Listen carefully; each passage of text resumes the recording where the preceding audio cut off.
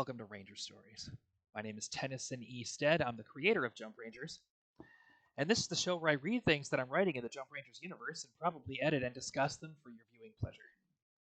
Today, we're reading Jump Rangers, A Game Called Conquest, Chapter 30. If you'd like to catch up on previous episodes of Ranger Stories, you can find those episodes on our YouTube channel at youtube.com/at Jump Rangers. Let's begin. Before we talk about the Sarge, let's make some things clear. Never have I known the Sarge to lie to me. With that being said, I wasn't there to see how the Sarge handled this business once he'd left us. Handled his business. I wasn't there to see how the Sarge handled his business once he left us at the Hermes on Soros. While the account he gave me makes sense, and while I do believe things could have happened the way he explained them to me, there's no way I can be sure. Maybe the Sarge has never lied to me, but I wouldn't put it past him to polish up the details. Obviously, the Sarge had no idea where to find the leader of the Undersore Resistance. You know who would know where to find the Undersores? Admiral Paxis. All the soldiers from Deep Down Base and the UCS cavalry fighting alongside them for control of Dragon City would know. What did the Sarge do? Making his way down to mining caves, bored through the surface of planet Soros like a sponge, the Sarge made his way through the hangar doors of Deep Down Base. Stashing himself in one of the Hermes transports assigned to help keep the cavalry provisioned, the Sarge waited until the Hermes carried him up to the docking bays of the massive carrier. According to the Sarge, the cavalry felt bigger than any colony he'd ever jumped to. Just like a Saurian mothership, the cavalry was a maze of life support systems and power distribution systems and thrusters, mixed with living quarters and workspaces. Just like a Saurian mothership, the whole thing was built to be successful in war. At the center of the ship, massive hangars repair and refit Pegasus and Hercules space fighters so they could be loaded into launch tubes and shot out of the cavalry like bullets from a gun. Every time that happens, the whole ship would shudder. Nobody ever told me how those launch tubes actually work, but I imagine there's some kind of magnetic lock that holds the space fighter in place while the pilot throttles up. Once the space fighter is at full thrust, you can use magnetic coils to help accelerate the space fighter to speeds that would make it very hard to hit as it clears the mothership's. Anyway, that's how I would do it. If that's how things work on the cavalry, it would certainly account for the shaking. The way the Sarge tells it, staying hidden on the cavalry was a constant game of cat and mouse against the Admiral's security forces. I know for a fact that the Sarge still had the wrench rig I built for him, so I'm inclined to think he spent most of his time hiding in the ship's subsystems.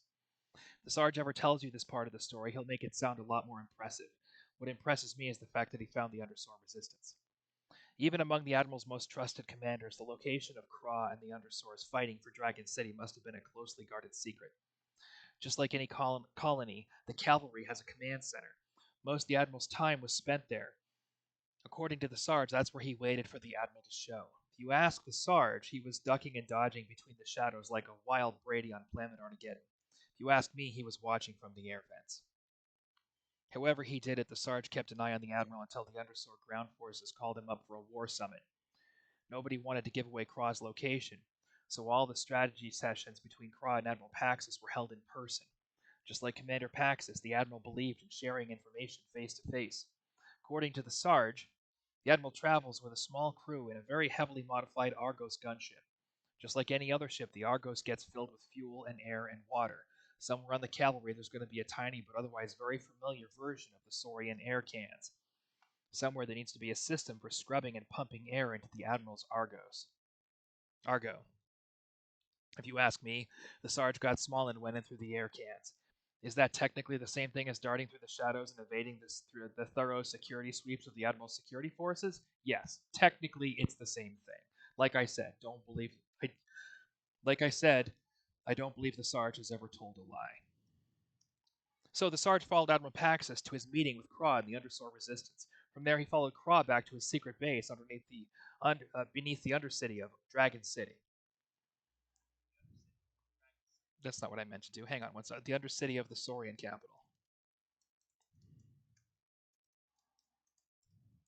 According to the Sarge, what happens next is this.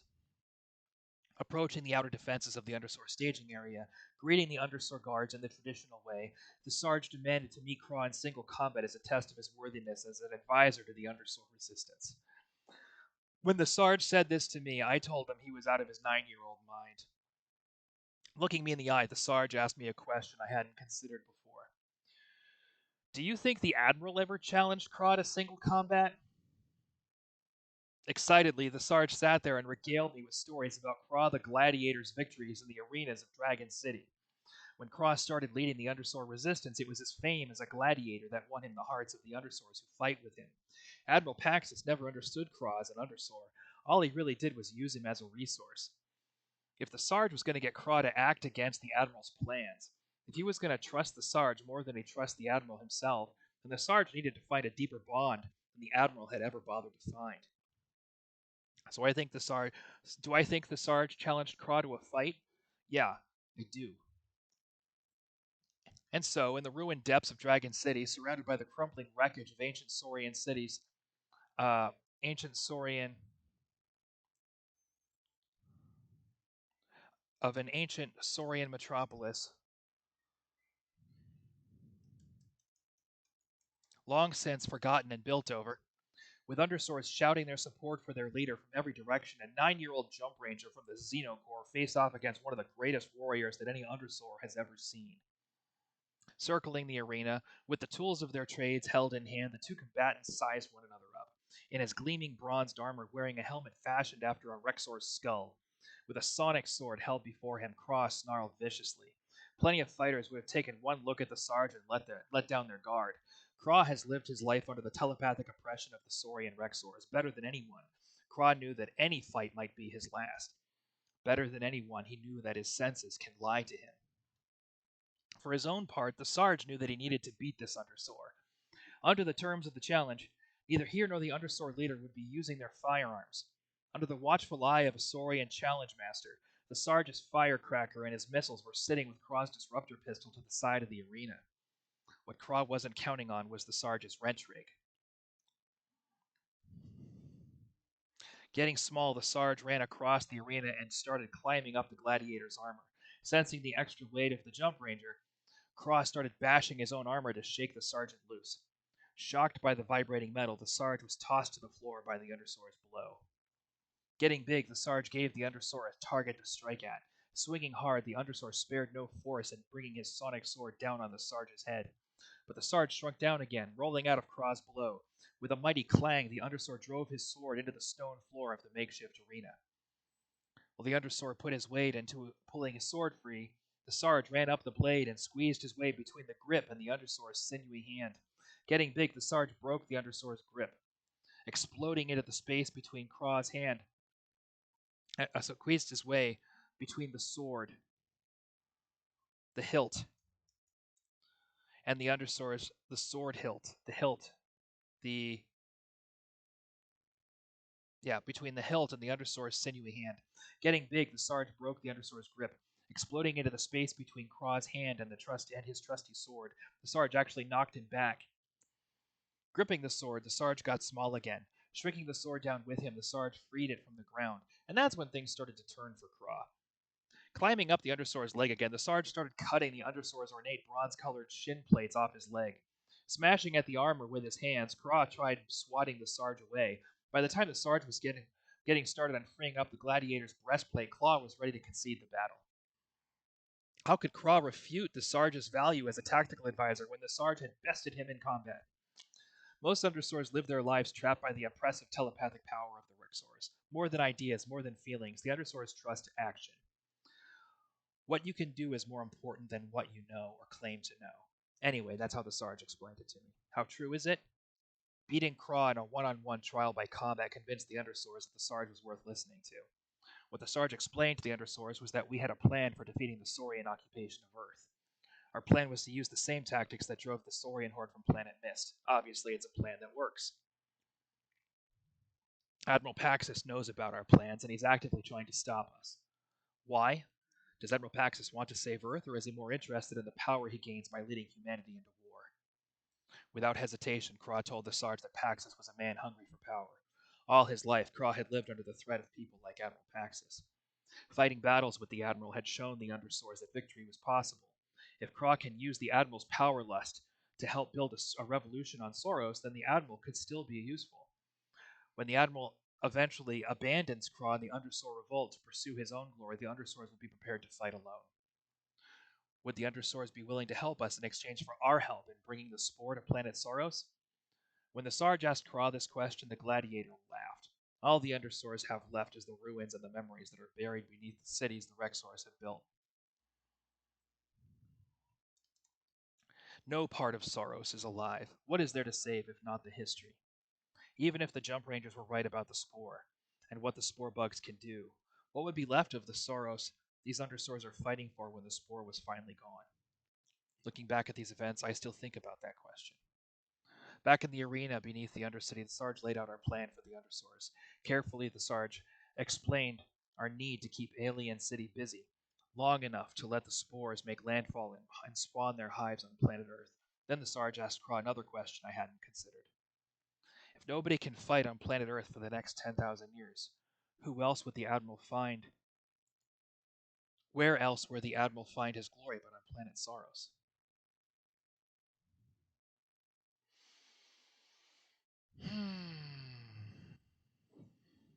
I think that needs to be on. There needs to be a parenthesis there, an ellipsis. If nobody can fight on planet Earth for the next 10,000 years, where else would the Admiral find his glory but on planet Soros?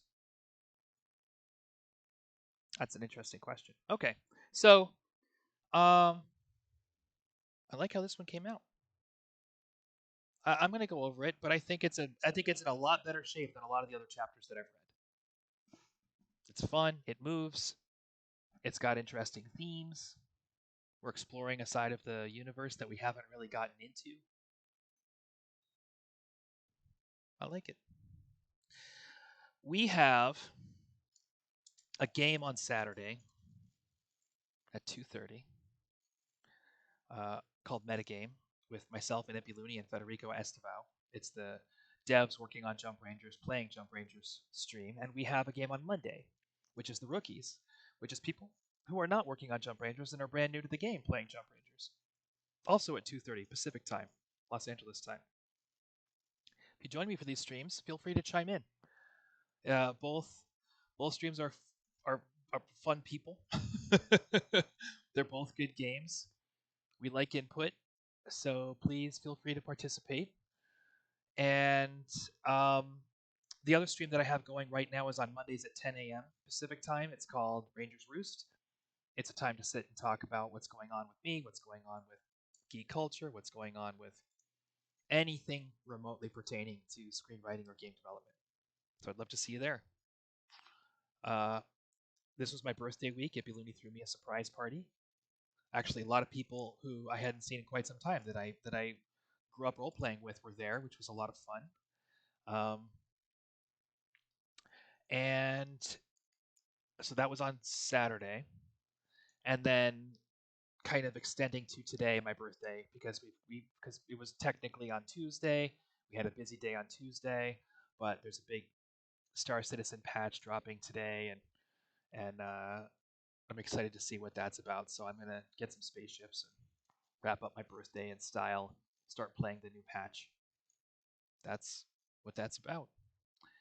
Thank you for watching. Please ask me any questions you have. The best place to ask questions is on Discord. And you can find the link to the server anywhere where you might be watching this. Don't be a stranger, Ranger.